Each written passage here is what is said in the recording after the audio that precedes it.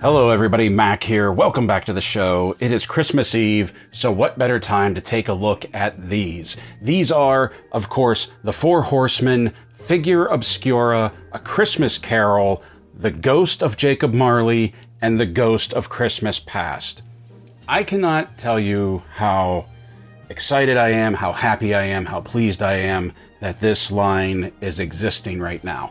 Last year when they came out with Marley, I almost picked this version of Marley up, but I thought, well, what good is just a Marley going to do me without the rest of the ghosts? I should have realized that Horsemen was going to put out, hopefully, all of the ghosts one after the other, year after year. That realization, unfortunately, didn't come to me until this version of Marley came and went from Store Horsemen. So I had pre-ordered the updated version of Marley, the, what do they call it, the vendor appreciative version, or the retail appreciative version of the Ghost of Marley. It was a very much more saturated in color figure. Same sculpt, basically a different paint job, different paint apps. Doesn't look bad, don't get me wrong, it doesn't look bad. But I thought this version of Marley looked better. This is the original version, by the way, the 2023 Store Horseman version. When I found out that they were doing The Ghost of Christmas Past this year, and I went to their website to order The Ghost of Christmas Past, I saw that they were re-releasing the 2023 original Ghost of Marley only on Store Horseman, so I canceled my Big Bad Toy Store pre-order for this, for the retailer appreciation figure, and I picked up the original, much more muted colors Ghost of Marley. I think this is going to go much better with this version of the Ghost of Christmas Past. I like the muted colors for these. It gives it more of like that, it has more of like a Victorian era, that Dickens feel to it. And I'm so happy that they re-released this version to go along with the new version, or the new release of The Ghost of Christmas Past. So that is a little bit of insight into the journey of getting these figures. The reason I'm very happy about these figures is that ever since I was a kid, A Christmas Carol has always been one of my, if not the, favorite Christmas story. Every season, I start the season watching some version of A Christmas Carol, and every season, I end the season watching some version of A Christmas Carol. And while there have been numerous versions of this story, it has been told and retold. And while I have my favorites, I pretty much like all of them. And there's always something I feel you can take away from a new interpretation. So I don't think there's any truly bad version, except that one version. Except that one, and I think you know which one I'm talking about.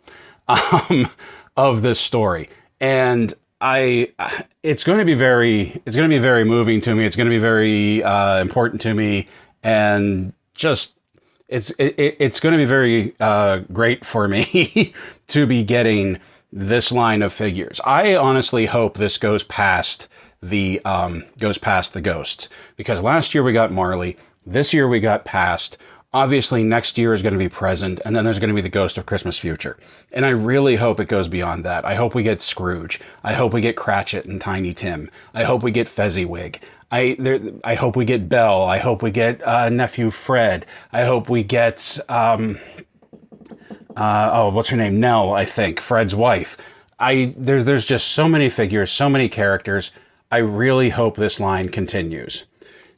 So today, we are going to take a look at both of these, this to get caught up on, and this as the new release. And I don't think it's going to be a surprise to anybody that first we're going to take a look at The Ghost of Jacob Marley. And here we have some fantastic artwork. Of course, we have that iconic image of the knocker on Scrooge's doorstep. We have Marley's face coming through the knocker. We have some font down here, some titling down here, The Ghost of Jacob Marley, that almost glows. The paint job, the art on this is so fantastic. Like, his name practically glows right there on the packaging. I also really like how if you look right here, you can see these seam lines, and then you turn it to the side, you can see more seam lines here.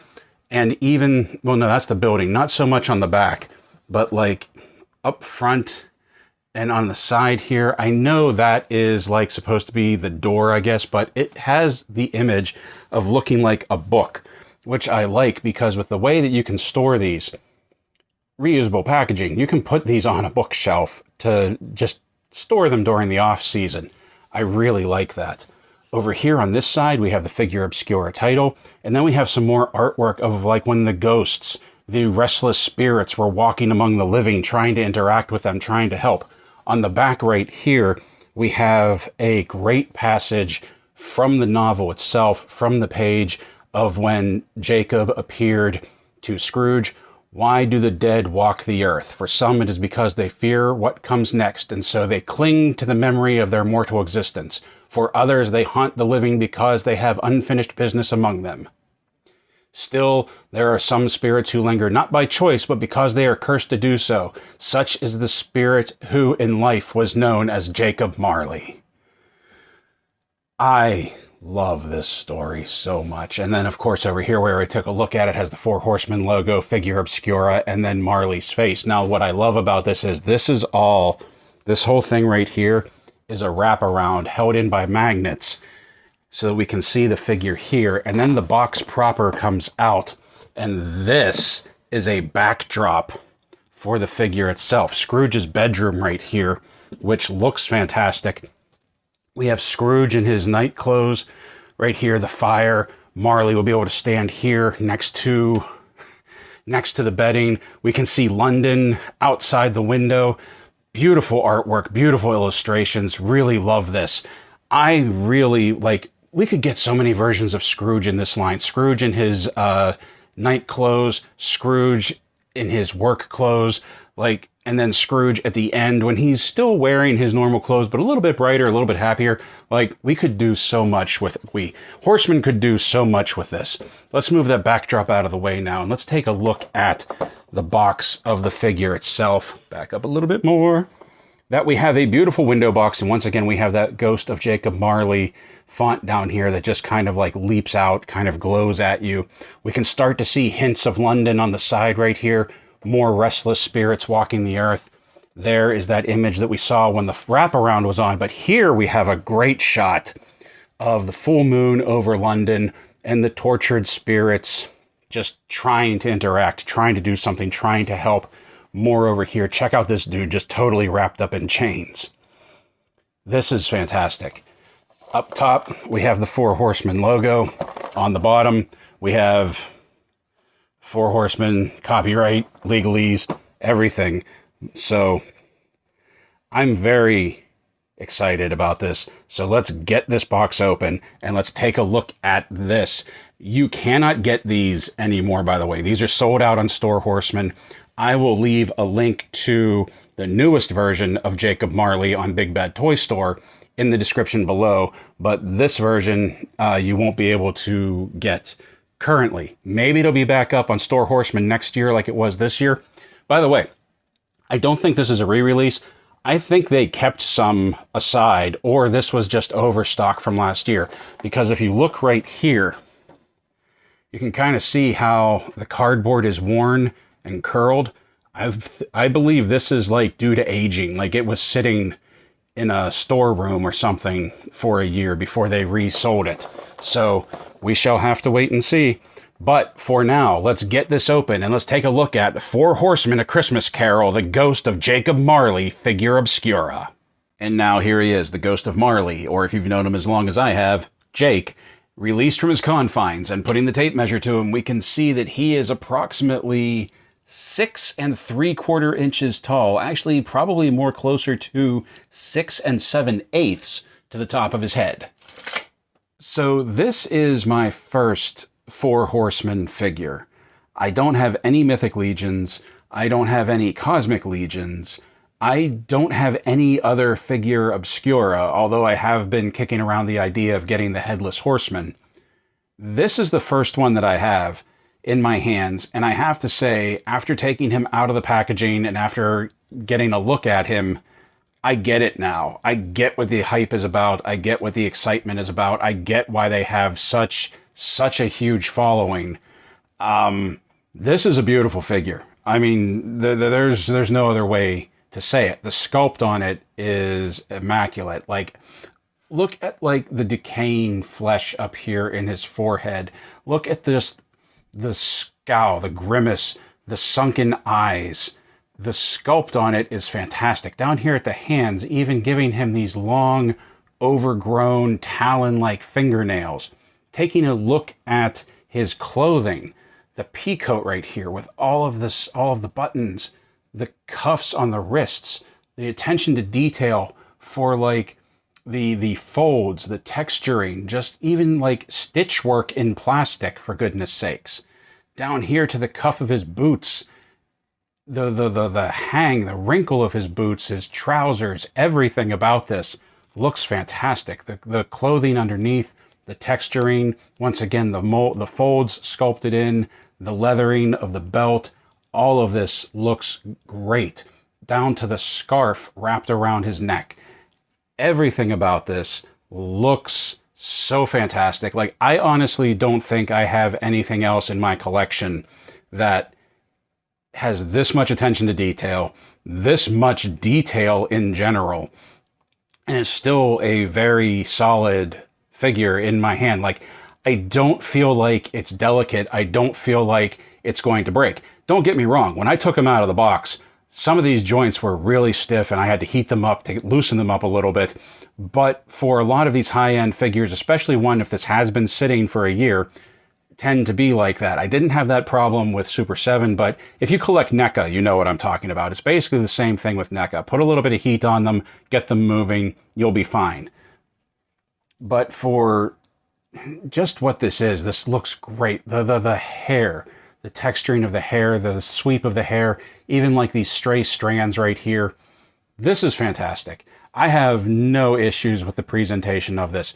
I really do like this so much better than the Big Bad Toy Store version that's out, the retailer appreciation version that's out. And I think that's a great figure too, to look at it. It's basically the same thing as this, just has a different color palette, much more saturated. I very much like these more muted tones, especially for a ghost character like this, because something else that this character or this figure has that I don't think the Big Bad Toy Store version has is you can see that we start with translucent feet down here. You can see that they were still molded, they were still sculpted and textured, and the foot is translucent that goes up to a painted piece, which I think is a fantastic effect, like the immaterial becoming material. And then even right here, his coat is actually molded, cast in this translucent soft plastic. Let's get his arm up out of the way. That when you open it up, you can see the translucency painted over, especially at his pocket right there. So they did some heavy paint on the translucent because this feels like a heavier plastic rather than this light translucent plastic down here. They've done a masterful job at doing this blend so that when he stands, like I said, it does look like the immaterial becoming material. It's a ghost in plastic form. It looks amazing. And that takes us to the paint apps, which, like I kind of hinted at already, look at these sunken eyes. I love that he has no irises, that they're just whited out eyes. I love the discoloring, the layers of discoloring on the chunk that's removed from his head. The bandage, the only critique, and this is so minor that I feel like I'm nitpicking, the only critique is that the bandage is a little too white. I would have liked to have seen that dirtied up a little bit. But other than that, like, I feel like the ribbon, the bandage that's holding his jaw shut should have been something maybe a little bit more off color like this. But that's so minor. Other than that, the paint apps on this are fantastic. I've looked this thing over. I have no slop on mine. But I even like right in here, you can see there's some dirtying of the sleeves. There's some browning of the sleeves. And there's a little bit of that on the back here too. I don't think that's coming up on camera nearly as well as like the sleeves are right here. This, and then you have some fading of the undercoat right here. I'm just beside myself with how good this looks. The only other thing is that like the hair doesn't connect doesn't touch down to the collar of the coat, but you wouldn't get any movement if it did that. So I understand why they did that as far as the lay of the hair goes. But it's also a ghost. So what if it's levitating? He's a freaking ghost. He looks amazing. Once again, going back to the fingernails too, like there's even, I like the, it's not a drastic change in tone, but like they're a little bit grayer right there for the nails, those taloned nails. And we forgot to even talk about like the wrinkled texture of the hands on the inside, his mutton chops right here, the ribbon going through the mutton chops and tying off around his chin. It's a masterpiece. I mean, it is an absolute masterpiece. Now let's take a look at the articulation. Now this I am going to be a little bit gentle with because like I said, I had to put some heat on it. But they're still a little stiff. I probably could have held out putting heat on them for a little bit longer, but this I'm going to be a little gentle with. So bear that in mind as we play around with him. That his head will do a full 360 spin and he's a ghost. Why not? He can do some tilt side to side. He doesn't get a whole lot of up. He does get a little bit more down. The arms will do a full 360 spin. There's no butterfly joint in there, but they do come up very stiff. You can hear those detents. They come up to 90 right there. Look at the sculpt on the sleeve, on the undersleeve right there. Even the ball joint right there is textured. Once again, those detents that go down. Single jointed elbows that come up just a little bit past 90. Hinge and swivel at the elbow. Now the wrists swivel and they hinge in and out, but also you might notice this cuff is off to the side. The cuffs rotate as well, so that you can always have them down, relative down to however you're posing him, so that you can change the positioning of the cuff on his wrist right there. That's a nice touch. I like that. I really appreciate that. All right, Jacob, let's get your arms out of the way. Underneath this, he has a ball joint here at the waist that he can do a full 360. Once again, he's a ghost. Why not? He can crank back that far.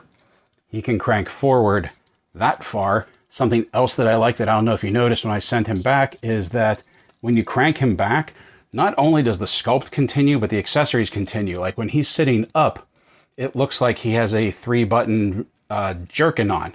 But then when you tilt him back, you can see that 4th button so that the sculpt continues and that pattern continues, so you don't have a big dead space right there.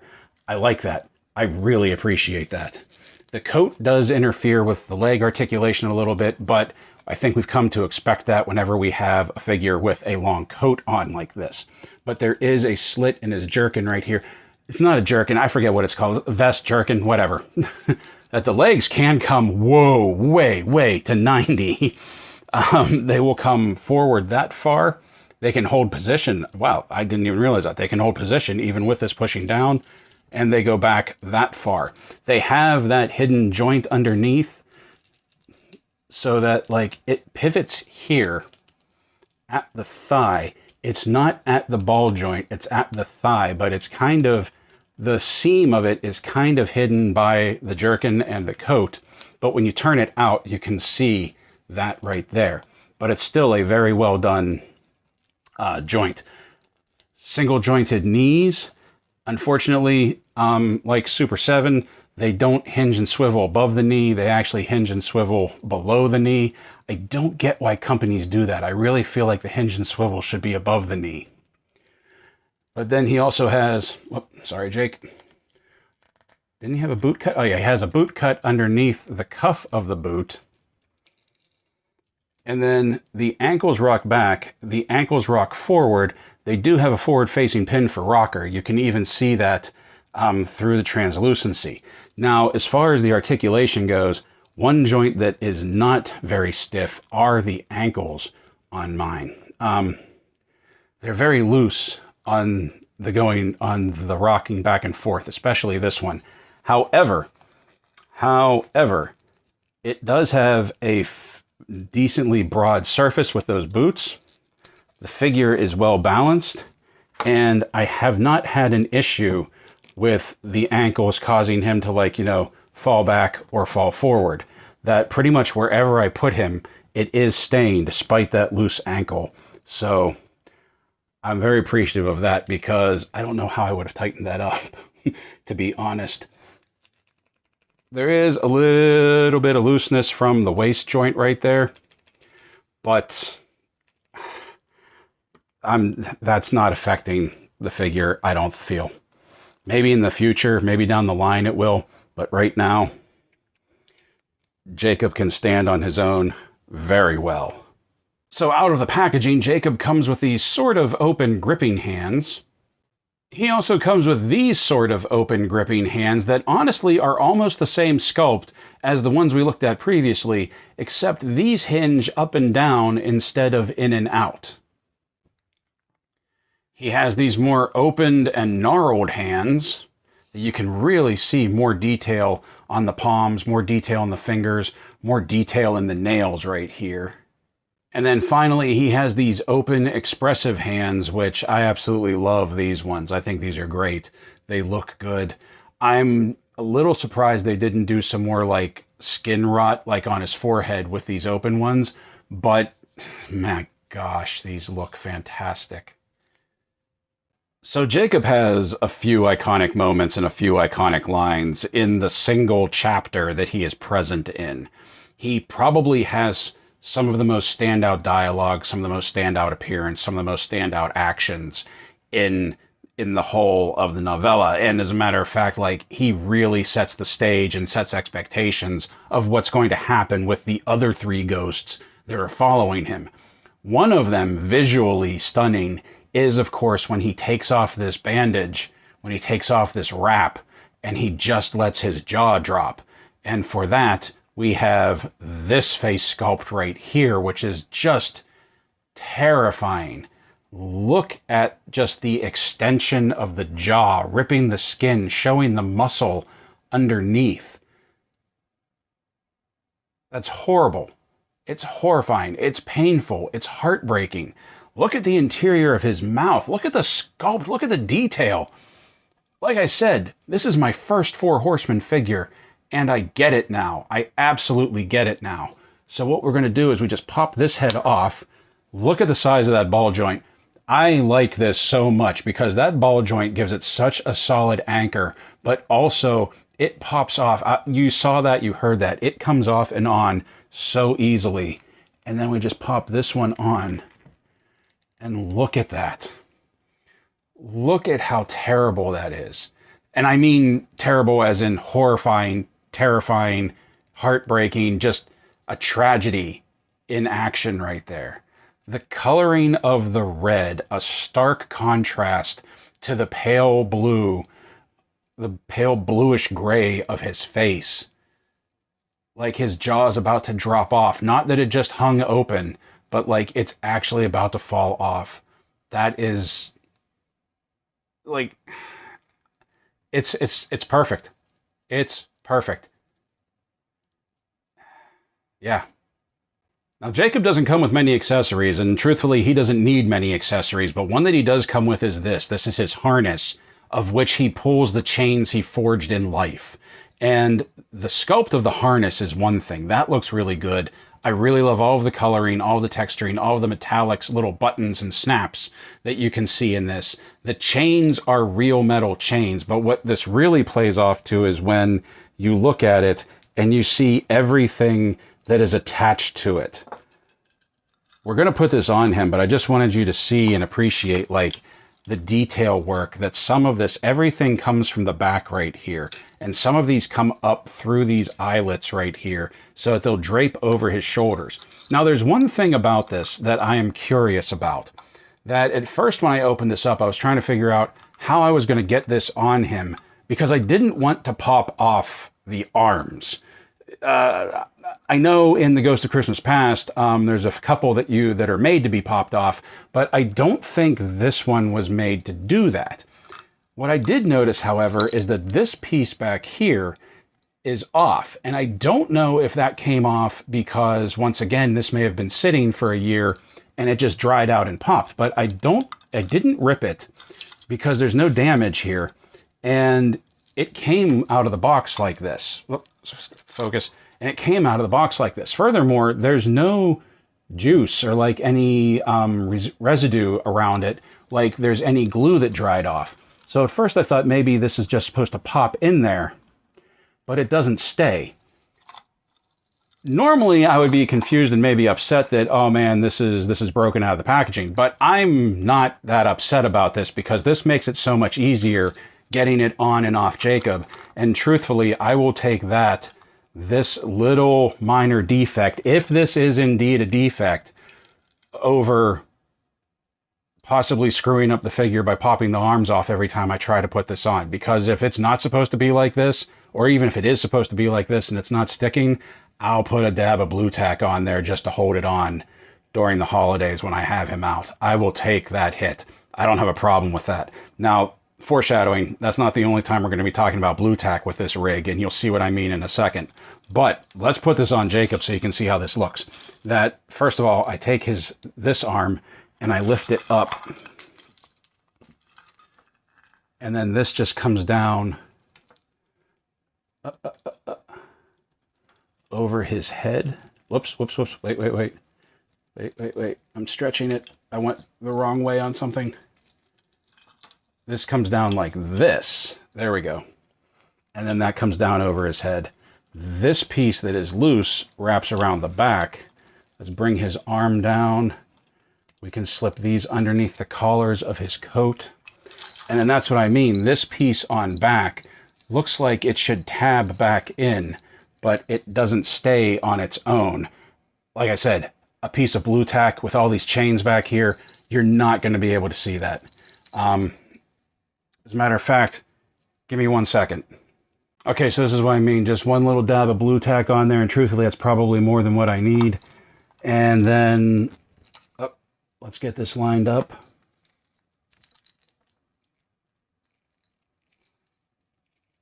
Just stick that in there.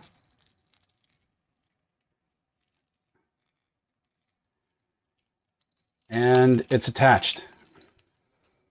That's fine. If that's what I have to do every year, I'm fine with that. To get that to close in properly, I'm fine with that. Like I said, I would rather do something like that than have to pop these arms off every year to get him assembled.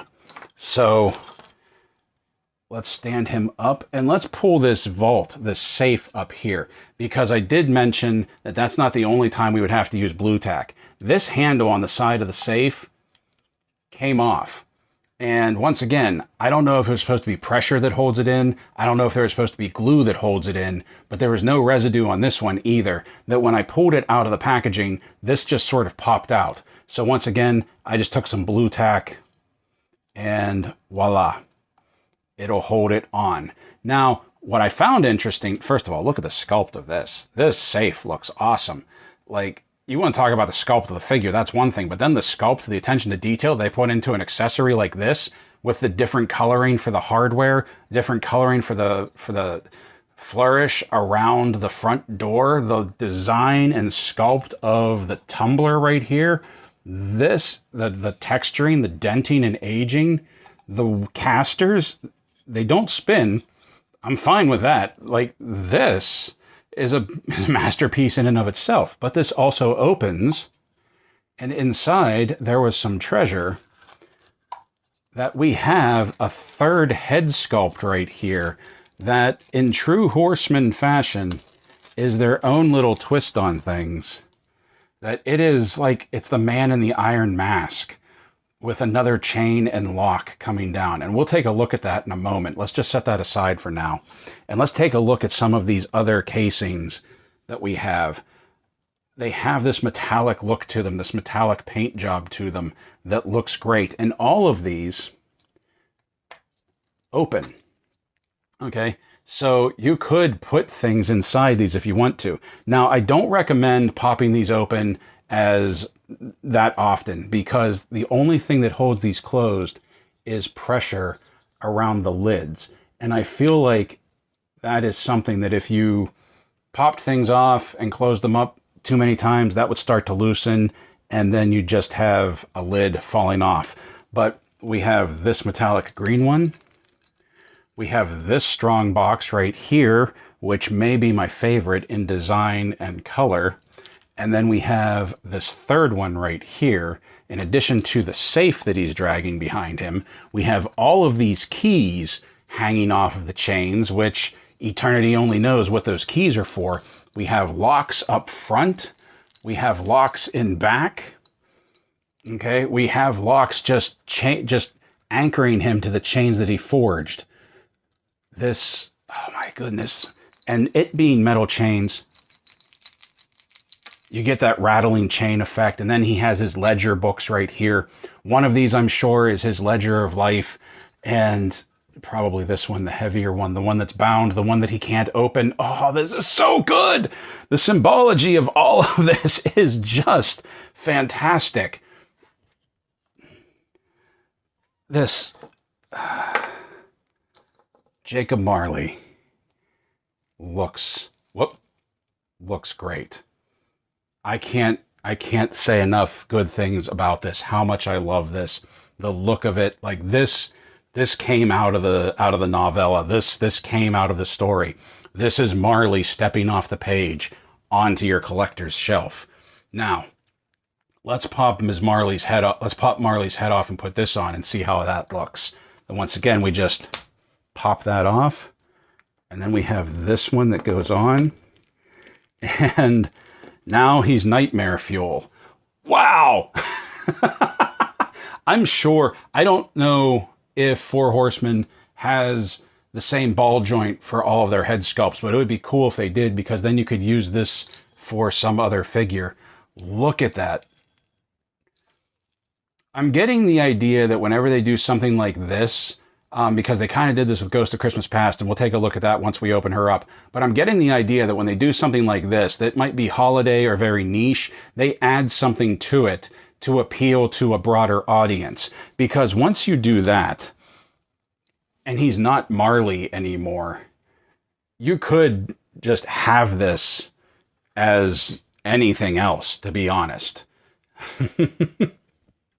And while I do dig that, and then the lock right here, I'm assuming, yeah, if you notice, the metal link right here is open a little. Let me see if I can get that on camera. There's a little bit of a gap right there that you could pry something in there and open it up, and then you could just attach it to one of these extra things hanging off, so that then it's like just chained to the harness as well. These links up front are curious to me because there's nothing coming off of them, and I feel like there should be. Everything is coming off of his back, which I believe is how it should, because, you know, when he's walking, he's dragging all this behind him. But I feel like we could have some stuff hanging off the front as well. And that may be where this bag comes in, that this is just a bag of keys. And I get why. There are so many keys hanging off of this that there's a possibility that they could break, that you could lose some, that they'll pop off the rings, and they give you enough to just basically resupply. Also, I will never say no to a bag of accessory keys like this. So let's set that aside. Let's pop this off. Let's get Marley's head back on. Let's stand him back a little bit. All of this just dragging behind him. And you know what? Where'd it go? While we're at it, let's set him up.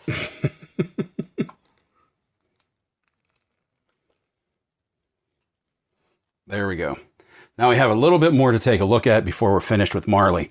One of the other things, well, actually two of the other things that they give you, and these are fantastic accessories. These don't really go with the figure per se, but they kind of do, that we have these two door knockers right here. Once again, one of the iconic moments of Marley is when Scrooge comes home and he projects through the door knocker, because I don't know if many people know this, but the house that Scrooge is living in is Marley's house. When Marley died, Scrooge moved in. So We have Marley's head here, his face here when he first comes through, and Scrooge sees it and is like, Jacob. And then we have this other one with his jaw open when he's just going, Scrooge. And this is cool. They have spots on the back where you can hang them. So if you have a diorama or something that you could put this on, you could actually hang these on a door, on some sort of diorama.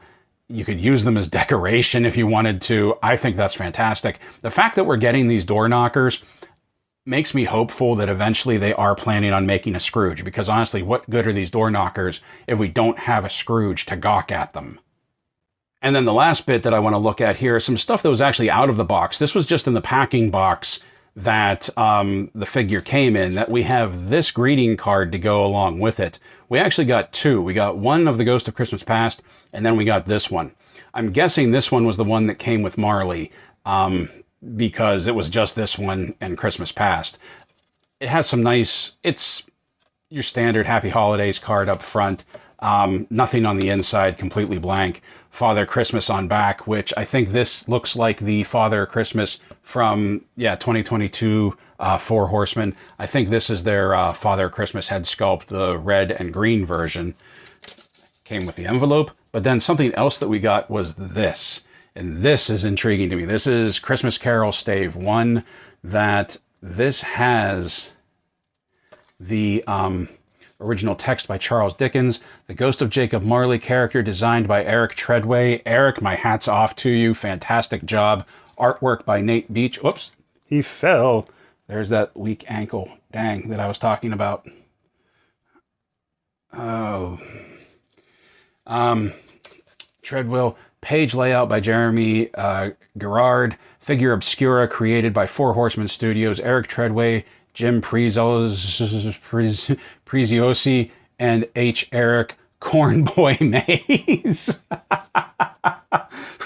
Like I said, first figure, didn't know those guys.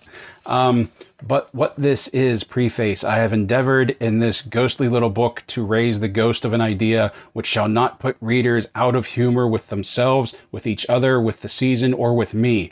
May it haunt their houses pleasantly, and no one wish to lay it. Their faithful friend and servant CD, Charles Dickens. Marley was dead to begin with. There is no doubt whatever about that. This is the first chapter of A Christmas Carol. I haven't read the whole thing, but I'm assuming it's the entirety of the first chapter from A Christmas Carol, when Jacob shows up.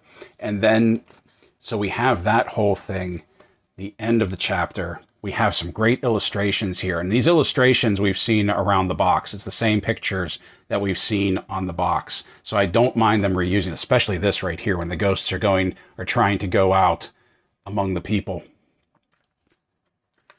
And then when we get to the end, we have Charles Dickens, born in Portsmouth, Hampshire in 1812. A little bit about him, a little bit about Four Horsemen Studios. And for more information on the Figure Obscura line, okay, an ad right there. But I like this. I appreciate this, because many people have seen A Christmas Carol in one version or another, all of the movies that are out there. I doubt many people have actually read Dickens' work, have read the novel.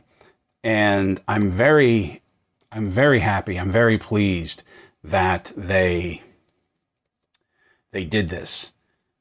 I really appreciate that they put the first chapter in here, sort of like paying honor to the source material for where this came from.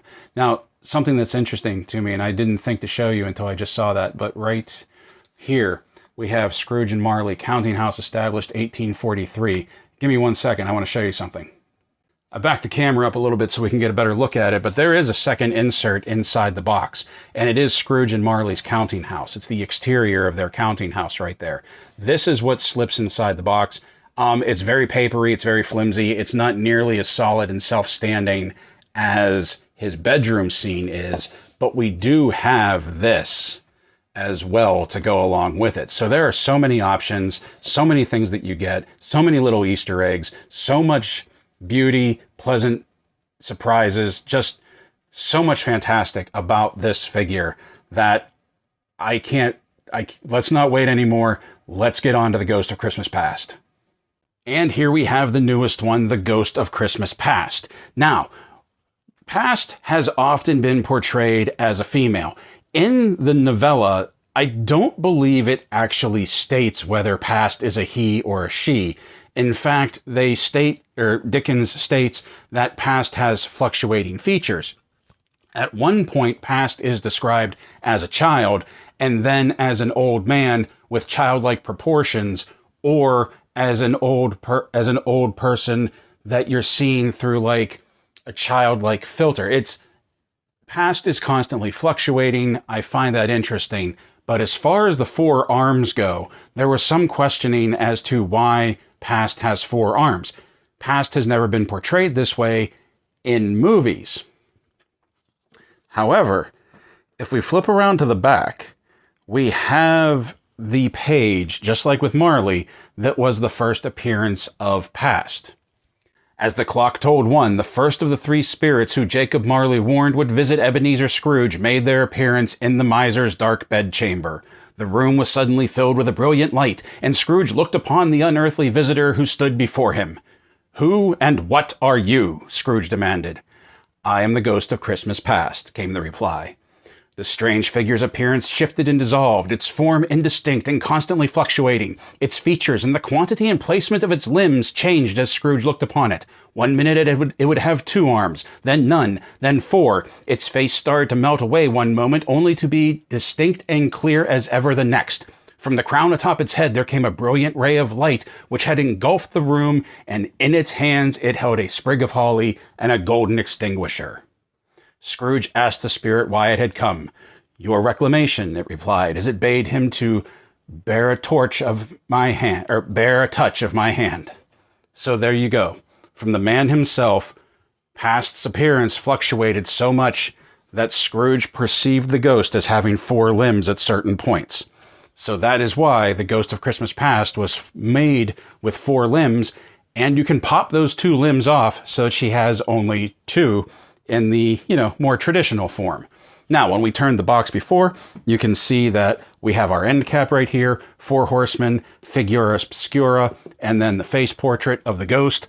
Over here, we have an illustration of the lamppost that I believe this is supposed to be the outdoor scene when Past takes Scrooge into the past, and this is the definitive moment of when he and Belle break up, when she breaks off the engagement. So, like Marley, this has magnetic flaps that we can open this up, and it gives us a backdrop. And the backdrop I find interesting because it's Fezziwig's party. I don't think that's a terrible choice. We have some great color in here. We have the man Fezziwig himself right there. I would love to get a figure of Fezziwig if this series continues, just saying, 4 horsemen. And we have the confetti. But I'm curious as to why they chose Fezziwig's party when we have the street pole right here from the outdoor scene with Belle. Plus, when you look inside the box here, you can see the street pole is sort of like a diorama piece that we get that I kind of wish they would have done something with Past like they did with Marley, where this would be the outdoor scene, and then maybe on a bench on one side would actually be Belle, so you could have like a multi-layered diorama with the image in the back, and then the street pole, and then Past. This is cool. This is nice. Don't get me wrong. But I kind of wish they would have done something with Belle. Now, taking a look, because like Belle is like the heartbreaking moment. So, taking a look here, we have the figure inside, Ghost of Christmas Past, a very nice font. The font doesn't quite glow like it did with Marley. Up top, 4 Horsemen logo. On the bottom, barcode, legalese. On the back, we have an image of the schoolhouse, where, of course, Scrooge stayed at school for many, many years as a child. Wraparound image there. Maybe that's... yeah, because this isn't... I don't think this is supposed to be the same image. Is this all one wraparound? Yeah, it is. Okay, so that's not bell necessarily, as it is maybe the schoolyard. I don't know. To me, this is bells. I just noticed that the key with the snuffer up there with the figure obscura. Let's stop looking at the packaging because you're here and I'm here to see what's inside. So let's get this open and let's take a look at the Four Horsemen figure obscura Christmas Carol, The Ghost of Christmas Past. Okay, now here she is, the Ghost of Christmas Past, set free into the world, and putting the tape measure to her, we can see that she's roughly 6 3/8 to the top of her head, 7 3/4 to the top of her crown. For as haunting and gnarly and grotesque as Cratchit was, the Ghost of Christmas Past's primary face sculpt is just a thing of beauty. This is art. This is beautiful. This looks fantastic. We have this very pale skin, and I realize this, I'm going to try and do my best in editing because I realize this may be getting washed out against my background here. But she has very pale, like ghostly pallor white skin, but she still has enough like highlighting around the musculature to give her some definition, to give her some tone, so that she's just not this flat, featureless figure. She has coloring around the lips. She has some coloring around the eyes, but it's very important to note that like it's not like makeup coloring, like it's a natural coloring. The ghostly pallor of her hair, not quite gray, not quite white, looks fantastic. Of course, we have her crown right here that instead of just the standard like wick of flames, we have a band of silver flowers going around, crystals up front, and then branches coming up that with the coloring gives it the appearance of flame, like the tree branches are glowing on the inside, maybe with like a radiant heat, sort of like crackling embers, crackling logs on a fire that would radiate and give the light that she produces when she appears before Scrooge. Beautiful. Work of art, masterpiece. Love this. Absolutely love this. Her clothing, cloth goods clothing. There is a wire in the skirt right here. There is a wire in her cape, her dual cape right here. Okay, dual capes, very cool. You can get some really decent effects out of that. Very long too, longer than the figure is tall. I like that as well. Lifting up the skirting right here, not much to speak of, bare legs, discolored crotch piece, just your standard fare. The silvering, the belt that goes around her waist, this is also wired. Everything about this figure is designed to be dynamic, posable, just to give this sense of like constant motion to her if you would want to do that. Of course, she has her 4 arms right here. Now, the way that these pop out, I thought these would be just plugged into the side and you would pop them out that way. It's actually much easier and much safer than that because I was really concerned about popping these out, pulling at the socket, possibly breaking them. It's a whole pack that just plugs into her back. See that? Very simple. It just comes off very easily. And there we have a standard 2-armed Ghost of Christmas Past. I like that. That is very simple, very genius. No risk of breaking the figure. Very easy to get to. You can see on the back here where that peg hole is, hidden, concealed very well beneath the cape, beneath her hairpiece. And this does just slide up in there. Line it up very easily, push it in. 4 arms, ready to go. What more could you ask? Like, that's brilliant. That works so well. There's not much to talk about the sculpt. It's a very smooth, very soft sculpt, but like I said, you still have musculature in here. You still have some great detailing on the paint apps, cloth goods, clothing. You saw underneath, not much to speak of there. Just once again, really good sculpt, really good paint apps. Feet done very well, even on the bottoms of the feet. They're flat so that she will be able to stand, but you still have detailing on the bottom and with the individual toes right there. Great work done. So let's take a look at the articulation. That her head will do a full 360 spin, but you can see that her hair does kind of get in the way, but it is also a very soft, rubbery hair that it will move to a point to give her some articulation. Really good head tilt side to side. She can look up very well despite this long mane. She can look down very well, but you do get this gapping right there.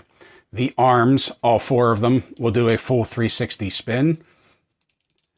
They will come up past 90. No butterfly joint. Single jointed elbows. Whoops.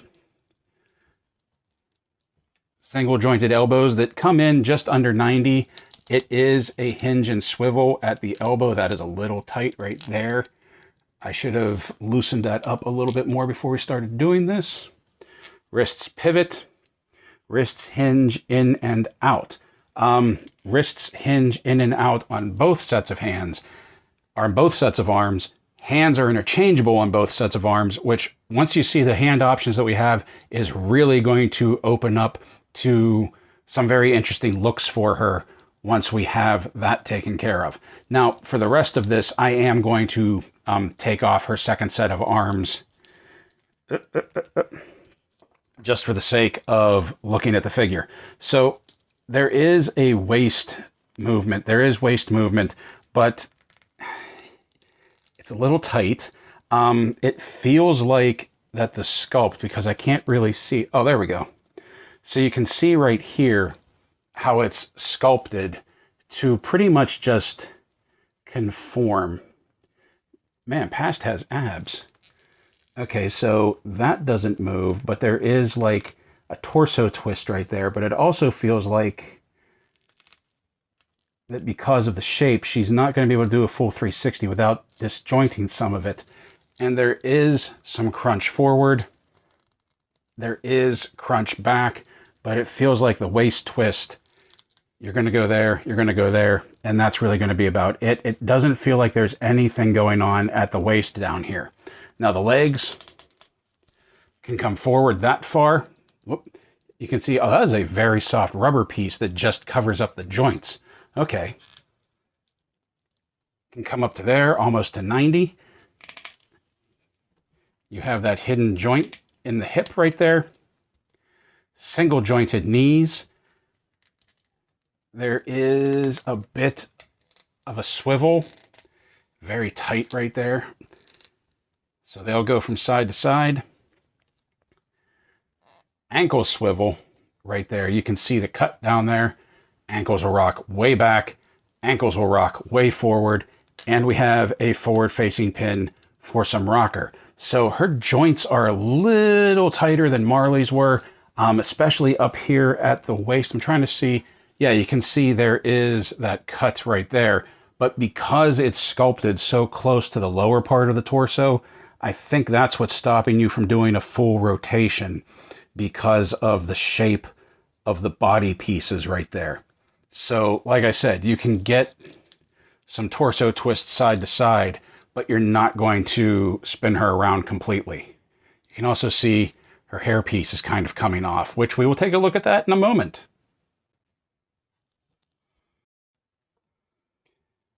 Now, out of the box, the Ghost of Christmas Past comes with these open, expressive gesturing hands and these closed gripping hands.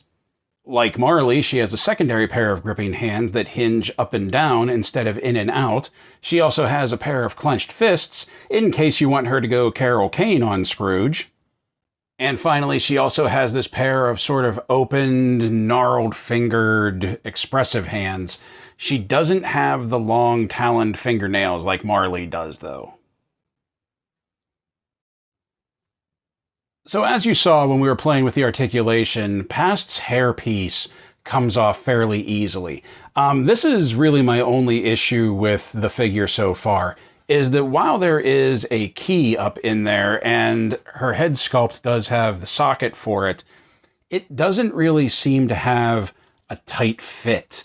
Like, it fits in there, but it doesn't like really grip very well, that it just sort of sits there. And you saw when I was playing around with it that it does come off fairly easily. Now, the reason that it comes off fairly easily, or the reason that it comes off at all, let me get this back on her noggin, is because Past has various head sculpts right here. She has, they go in various states of decay. We have this one right here that she starts with. Then we have this one where you can see there are pieces, like little cuts of flesh taken out of the side. Her cheeks are gaunt on one side, the other side being pristine.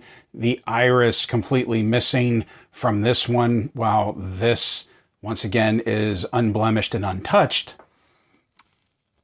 And then we have this one right here, which is just her completely just ghosted out. So you can pop this hairpiece off.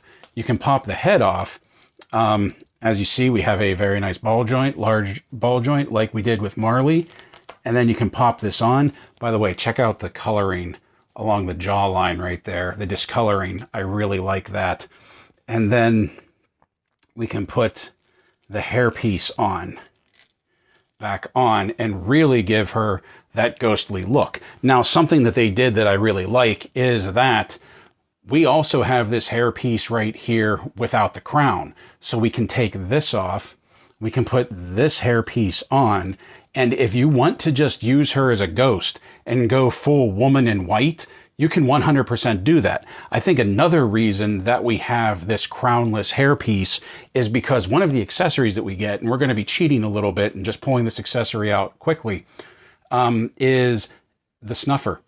That she comes with the snuffer, and you can see there's a little handle here that hopefully whenever we get a Scrooge figure, he'll be able to hold it so that you can have it so that it's coming down over her head like he's extinguishing her, just like he did in the novella, just like he's done in the movies. You wouldn't be able to do that with the crown. Now, there's one more head sculpt that she comes with that wasn't advertised. It's kind of a surprise head sculpt. It even came in a black bag so you couldn't see it through the packaging. And I'm going to show it to you right now. I seriously opened this up and got a shocking chill. That is terrifying. We got a new head sculpt. We got a black hair piece. The disjointed jaw, the fangs, the texture on the tongue, the horrific blank eyes, and I pulled this out of a black bag and I was just like, you've got to be kidding me. That is terrifying. That is horrifying. And further, the hairpiece does come off, just like it does with the other ones. So you can swap the hairpiece. So if you really wanted to get freaky,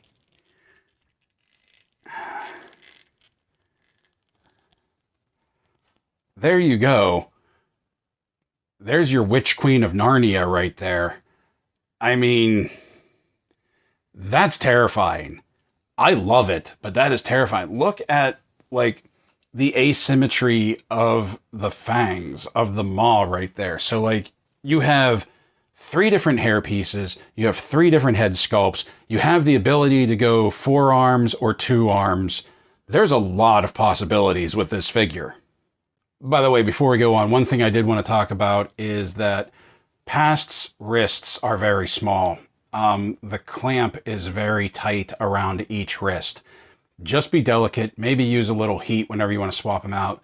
I did a very slow twist and pull because when I was pulling, there was enough resistance that I was afraid I was going to rip the wrist off the hinge. So just be aware of that if you get your hands on one and you already have one and you haven't opened it yet.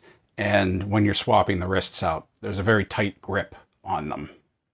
So Past comes with more accessories than Marley does, although Marley's one accessory does have a lot to it. But the first thing we're going to take a look at is the diorama piece, and that is, of course, the lamppost of Narnia right here.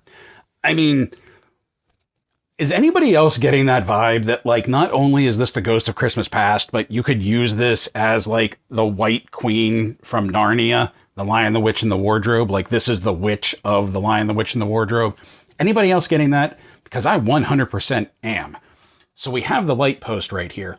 And like I said, I believe this is a nod to the scene where he breaks up with Belle. But along with his light post, we also have this bit of street diorama with some snow right there that you can pop this in. Now, once this goes in, you can hear it clicking. it is a very tight fit in there. And I don't recommend trying to pop it out and pull it back in very often. Like, there's room in here that you could break this down and store it back in the box. But I would worry that the more you pull this out, the more chance there is of something breaking or the connection getting so loose that it doesn't hold anymore. Now, if you do get it into a position that you don't like and you want to have it this way, the post does turn. So you don't have to keep popping it out and twisting it. There is movement right here in this part of the lamp post so that you can position the lamp post forward depending on where you want the street part to be. I am surprised there's no pegs on this, like a figure stand. I'm very surprised about that. Although Past does stand very well on it. So while we have her here, you've already seen this accessory, which is the snuffer that we used to put Past's light out.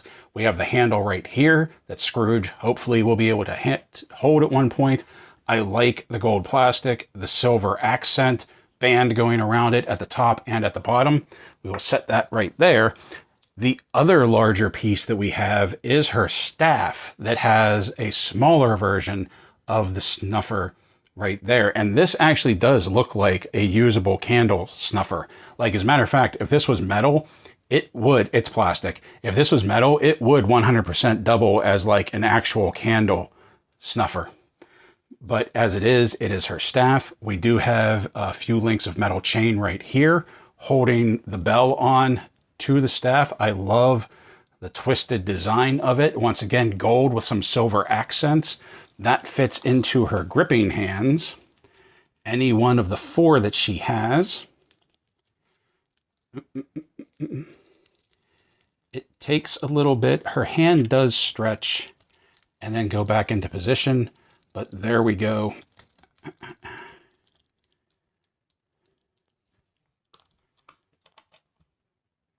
There we are.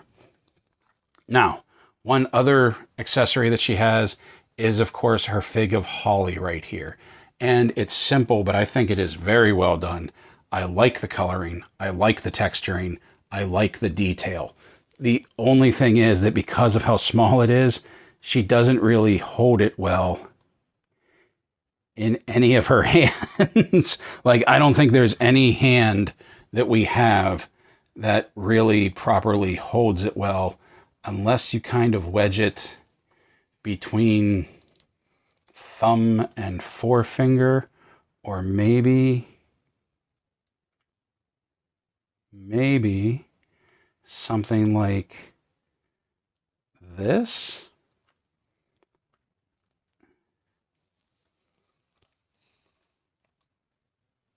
Something to play around with.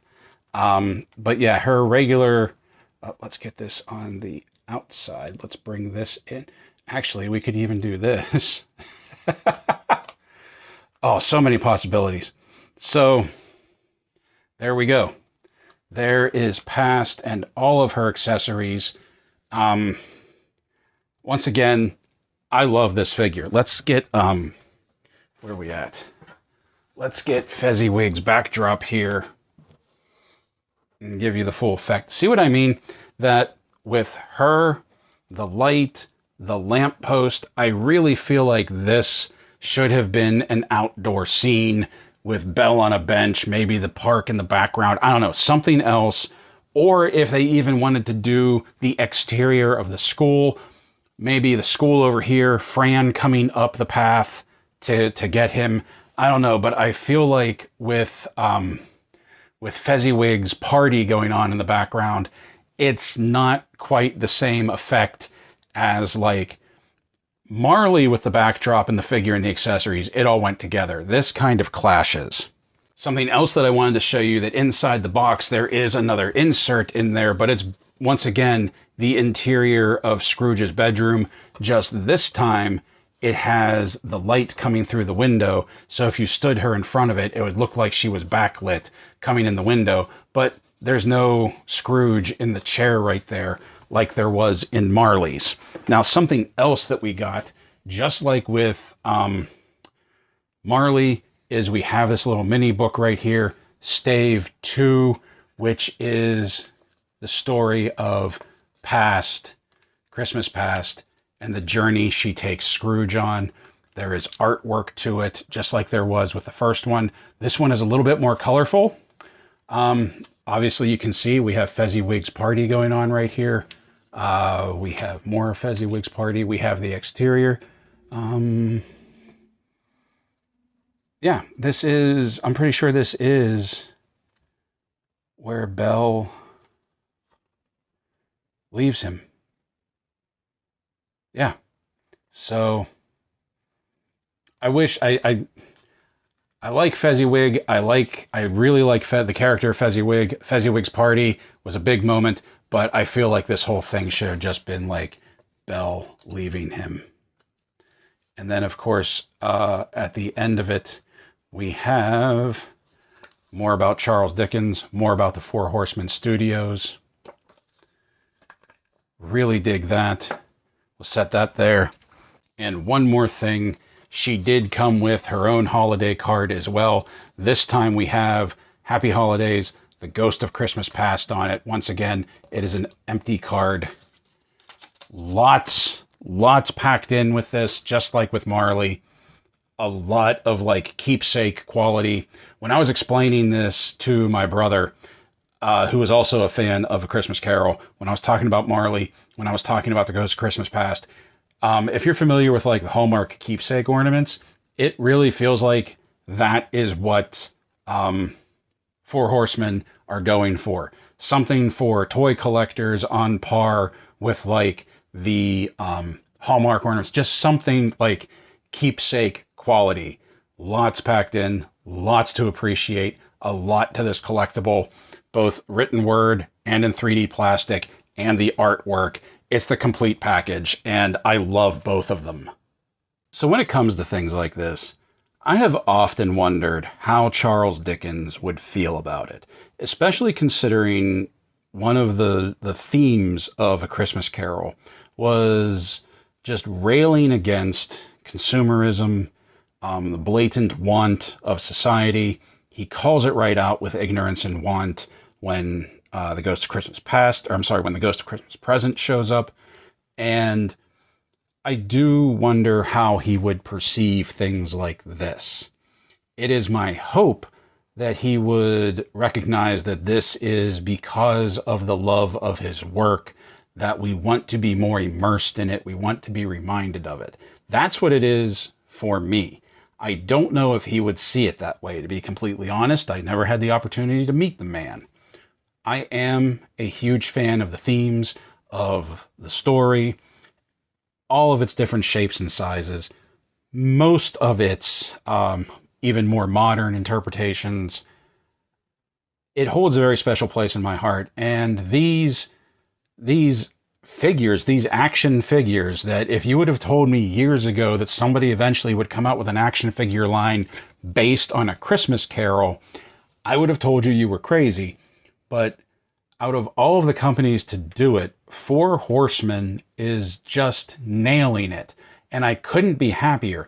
This being my first true experience with Four Horsemen figures, I'm sold. I get it. I understand the hype. I understand the enthusiasm people have about these figures. I pre-ordered the Big Bad Toy Store 25th anniversary figure that they put out. I think it was the first one that came out for the 25th anniversary edition. I'm even more excited about getting it now. But as far as this goes, I think this is a fantastic representation of Jacob Marley. I feel Marley has that very traditional look to him, but there's also enough here that you could update him a little bit, especially with like that Man in the Iron Mask head sculpt that he has. There's a lot that you could do with that figure. The Ghost of Christmas Past, I feel, is a more, ironically, updated version of the character. Actually acknowledging the four arms is something I've never seen before in art, in storytelling, in movies, in cartoons, in anything.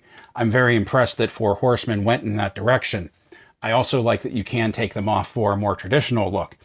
I'm kind of surprised that they went full female. I'm not surprised that they gave her a female head sculpt, but I'm kind of surprised they didn't go for like a more androgynous body design and then given you male and female, or even a more androgynous looking head sculpt to go along with it, just because past has been portrayed as male and female before.